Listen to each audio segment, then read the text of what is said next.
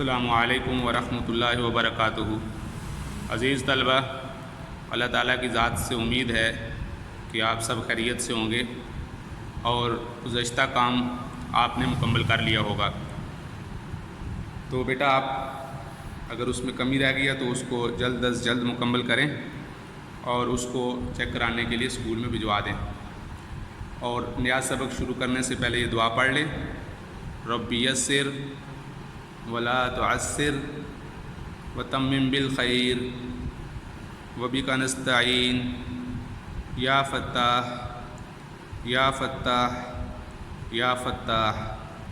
بیٹا ہم نے الدرس السادس المائدہ یہ سبق پڑھنا ہے اس ہفتے میں، اور گزشتہ ہفتہ میں آپ نے الطبیب اور اسی طرح اس کے ساتھ اگلا سبق پڑھا تھا اور اس انسانی جسم کے اعضاء وغیرہ پڑھے تھے۔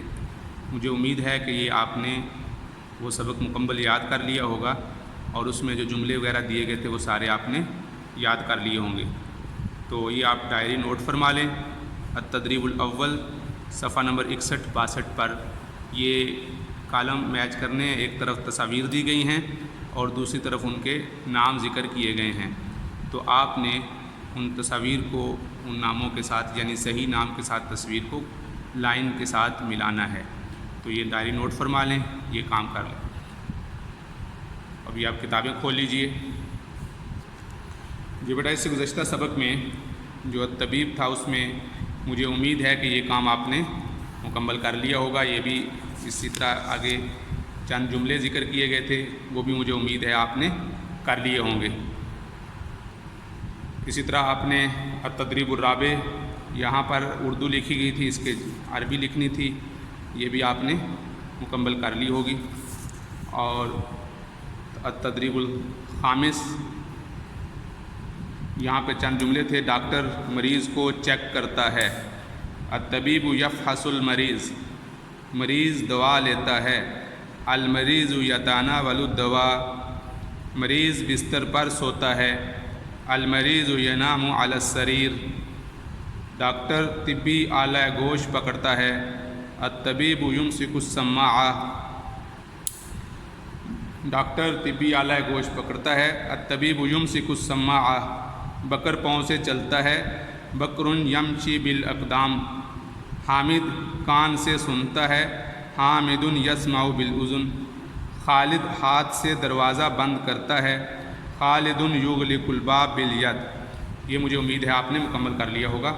تو بیٹا آج ہم صفحہ نمبر 57 پہ الدرس السادس مائدہ کا سبق پڑھیں گے۔ تو اس میں دیکھیے گا چند ایسی چیزیں ہیں جو دسترخوان پر موجود ہوتی ہیں اور اس کی ضرورت پڑتی ہے، تو ان کے نام بھی آپ کو آنے چاہیے۔ تو سب سے پہلے دیکھیے تصویر میں چمچ ہے، اس کو عربی میں کہتے ہیں ملعقۃ۔ آگے دیکھیے کانٹے والا چمچ ہے، اس کو کہتے ہیں شوکۃ، اور عربی میں چونکہ شوکہ کانٹے کو کہتے ہیں تو یہ اس کے آگے بھی کانٹے نما بنا ہوتا ہے، اس وجہ سے اس کو شوکۃ کہتے ہیں۔ آگے تصویر میں آپ کو چھری نظر آ رہی ہے، اس کو عربی میں کہتے ہیں سکین۔ آگے دیکھیے پلیٹ میں آپ کو، تصویر میں آپ کو پلیٹ نظر آ رہی ہے، طبق، دورق، جگ، کوب، گلاس، فنجان، پیالی، ملاحۃ، نمکدانی، منضدۃ، دسترخوان، ٹیبل، ثلاجۃ، فریج، کبریت، ماچس، صابون، صابن۔ یہ آخری لائن پھر دیکھ لیجئے، منضدۃ کھانے والا ٹیبل، دسترخوان، ثلاجۃ فریج، کبریت ماچس، صابون صابن۔ تو بیٹا اسی طریقے سے اگر آپ دو صفحات کے بعد دیکھیں گے تو آپ کو یہاں پر یہی تصاویر نظر آ رہی ہیں، اور یہ صفحہ نمبر 61 پہ التدریب الاول ذکر کی گئی ہے۔ سل بین الکلمتی والصورت المناسبتی، کلمہ کو اور اس کے مناسب جو صورت ہے اس کو آپس میں ملانا ہے۔ تو بیٹا ابھی جو ہم نے پڑھا سکین، تو اب آپ دیکھیے کہ ان تینوں تصاویر میں سکین کسے کہتے ہیں، تو آپ نے ابھی یاد کیا سکین چھری کو کہتے ہیں، تو آپ اس کو ملا دیں گے۔ آگے دیکھیں ملاقتن چمچ کو کہتے ہیں، تو اس کو اس کے ساتھ ملا دیں گے۔ شوکتن کانٹے والا چمچ، اس کو اس کے ساتھ ملا دیں گے۔ آگے دیکھیے تین تصاویر دی گئی ہیں اور اس طرف تین کلمات ذکر کیے گئے ہیں۔ پہلا ہے مائدتن، دوسرا ہے منزدتن اور تیسرا ہے سلاجتن۔ تو اب اس میں دیکھیے مائدتن دسترخوان اور اس پر جو موجود چیزیں ہیں، منزدتن کھانے والا ٹیبل اور سلاجتن فریج۔ تو اب ان دوسری طرف آپ جو تصاویریں نظر آ رہی ہیں تصاویر، ان کے ساتھ ان کو ملا دیں گے۔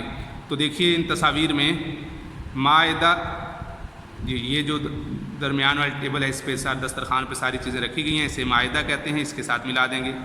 منزدتن کھانے والا ٹیبل، تو یہ اس کے ساتھ ملا دیں گے۔ سلاجتن فریج کو کہتے ہیں، تو فریج کے ساتھ ملا دیں گے۔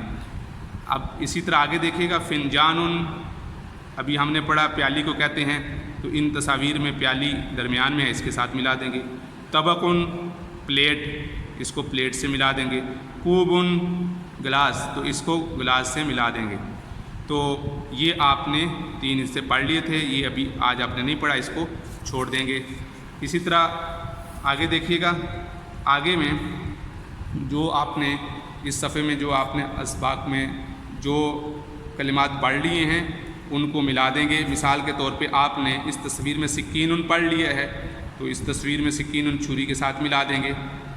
اسی طرح آپ آگے دیکھیے مائدتن اور دورکن، یہ پڑھ لیا تو آپ اس کو ان کے ساتھ ملا دیں گے۔ اور اسی طرح آپ آگے اس تصویر میں دیکھیے فنجان، یہ آپ نے پڑھ لیا ہے تو اس کو اس کے ساتھ ملا دیں گے۔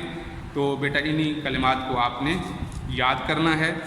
اور اسی طرح اسی تصاویر کے متعلق آپ یہ دیکھ رہے ہیں التدریب الثالث میں وہی تصاویر صفحہ وہی دیا گیا ہے۔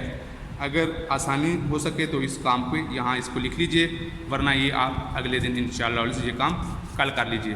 تو ایک دفعہ ہم پھر آخری سبق کو دہرا لیتے ہیں تاکہ ہمیں اچھے طریقے سے یاد ہو جائے۔ الدرس السادس المائدہ دسترخوان، ملعقتن چمچ، شوکتن دو شاخہ کانٹے والا چمچ، سکین چھری، طبقن پلیٹ، دورکن جگ، کوبن گلاس، فنجان پیالی، ملاحتن نمکدانی، منزدتن کھانے والا ٹیبل، سلاجتن فریج، کبریتن ماچس، صابن۔